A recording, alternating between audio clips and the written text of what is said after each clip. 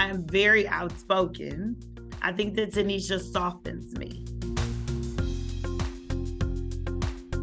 I've gotten to a place, especially in business, that I've realized that every conversation can't be a lion coming out the corner to roar.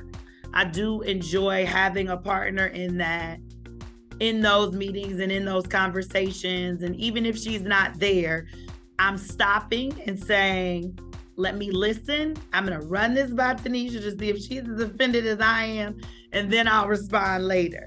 And so I think that's the biggest thing in how we learn from each other. I think she gives me strength, right? Not that I am weak, but she gives me that strength of being able to speak up and speak out and just being able to express myself and explain what's going on or how I feel. We're both not perfect. We have our challenges. We argue like sisters. Then, I force her to hug me even though she don't want to. But, that's what we do, right? So I want to say this for your listeners, because there is going to be a Black girl out there that is told she's too aggressive. And I am that Black girl that's been told that probably a majority of my life. But don't ever feel like you're too aggressive, you're too loud. Don't ever feel like you have to tone yourself down.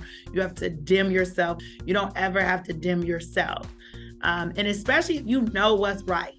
If you are passionate about it and you're advocating, you're going to be told those things, especially if you're doing it for Black people. So to that little Black girl or that Black woman right now, you are passionate.